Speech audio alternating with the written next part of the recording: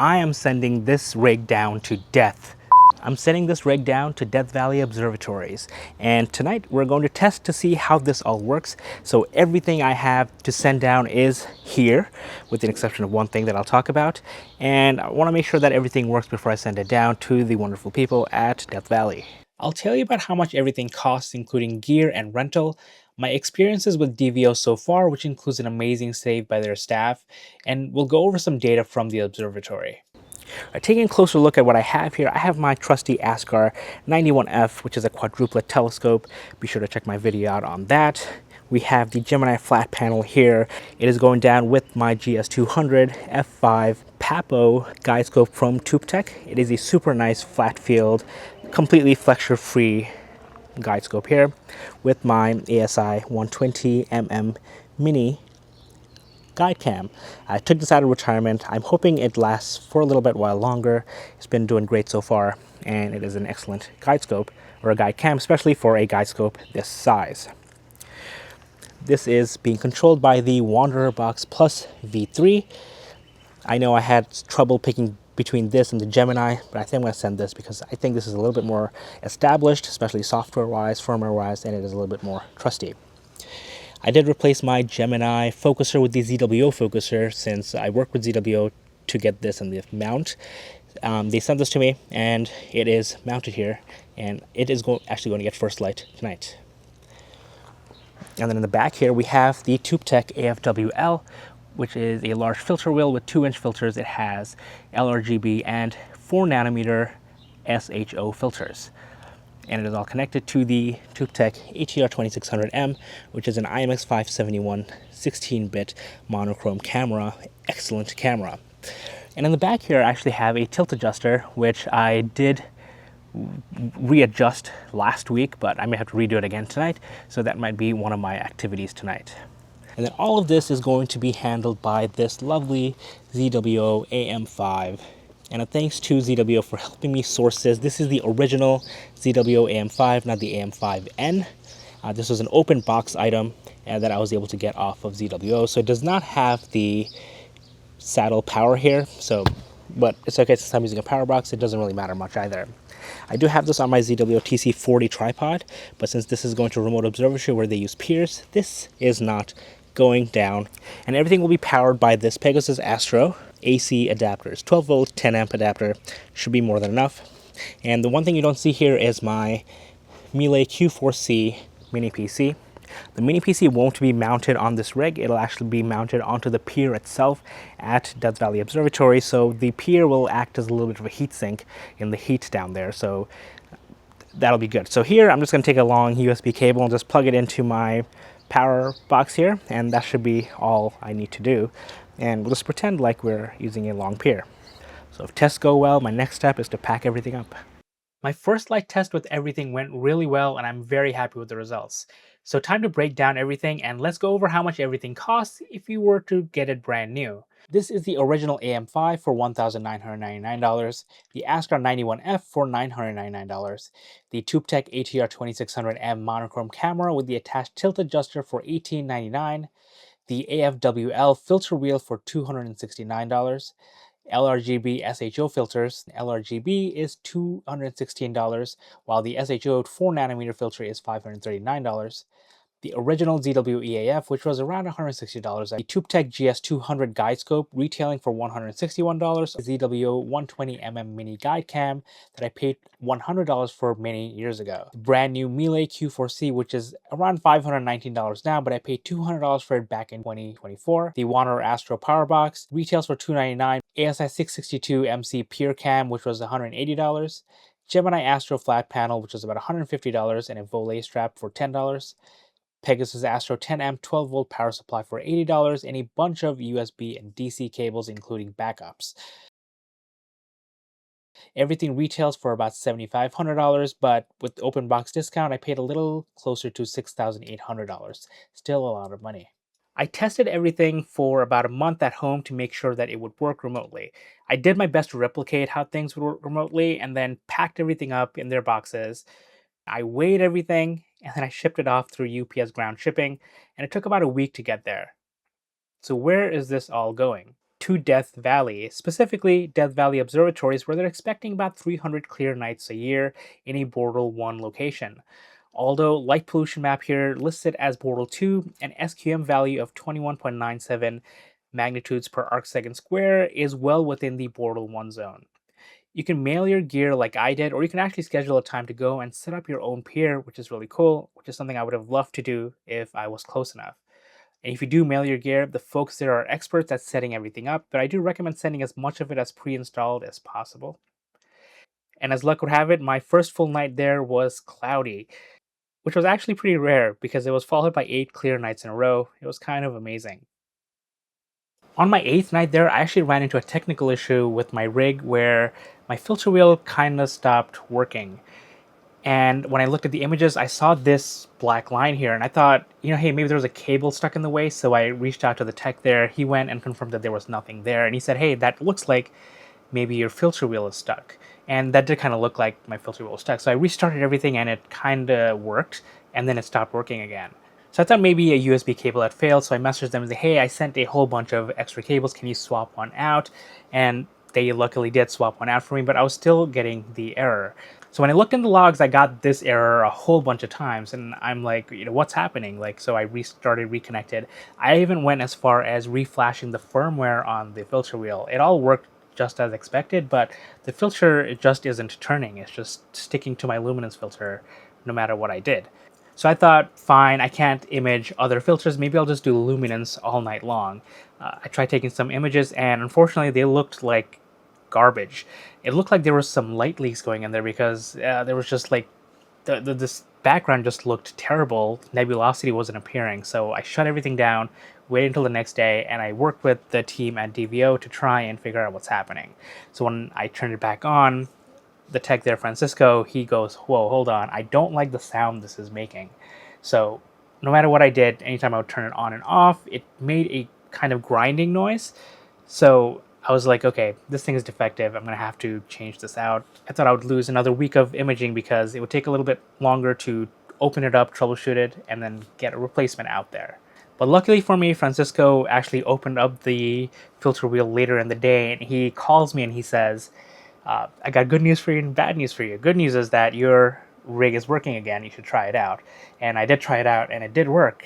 But the bad news was that when he opened it, he noticed that 3 of the retaining locks, this is the inner wheel here that holds the glass in place, unscrewed themselves and fell into the floor of the filter wheel, causing a jam. Not only did the retaining rings fall, but 2 of the glasses fell off and 1 was almost falling off. I believe I got that story correct. And that kind of blew my mind. And I'm like, how does that happen? This is a luminance filter from TubeTech as well. This filter is actually defective. The glass is defective. If you go back to my video on the ATR 2600M, I talk about it. But I don't know how the retaining wheel, the ring came off. I had to loosen this with a couple of spanner wrenches, and it takes about 3 whole turns before it comes loose, but it does come loose,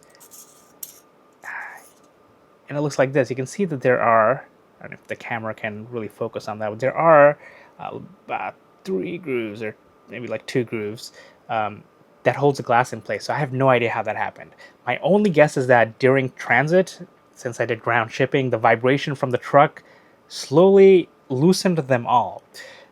Francisco put everything back together, and he said that all of the retaining rings were loose on all of them, so he tightened them all, put it all back together, had me turn the rig back on, and it worked. And now I'm on day 8 again as of this sentence, so hopefully it works tonight, and I've been happily imaging since then. So a huge shout out to Francisco for going the extra mile for troubleshooting that and getting me going with just a night and a half of missed imaging. I thought I would be missing, like a whole half month if I had to order a new filter wheel.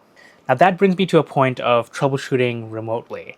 I am a very hands-on guy. When something in my rig stops working, I am out there taking it apart, trying to figure out why it's not working. So being thousands of kilometers away at home, getting this error, not being able to physically touch it, made me feel kind of helpless, right? Because I couldn't do anything. I have to rely on somebody else. But luckily for me, it was only a night and a half, and Francisco got me running. So even though for me, it stressed me out a little bit just because of the person that I am lucky that the team at Death Valley Observatories exist and their expertise exists because they can do something like this. And I've been a part of their WhatsApp group for a couple of months, longer than I have been an actual customer. So I've seen that people put in requests and they get taken care of really quickly, really effectively, and really efficiently. And that's been impressive. And I was able to experience that firsthand myself. I wish it took longer than 8 nights for something in my rig to fail, but it is what it is. And best of all, they didn't charge me for the extra technical work. Now, I believe their first observatory building is completely full. So if you do want to get in on Death Valley Observatories, they are bringing up a whole another building. Not sure when the ETA is of that going up, but I believe you can request your peer and reserve a space now by going to their website. And one of the questions I asked before I even signed up as a customer, before I even put down my deposit, is if they're looking to scale their observatory since they only had one building, and how are they planning on scaling their support if they are. And one of the things that Juan, my contact there, told me is that yes, they are planning on adding more buildings and that support is one of their top priorities.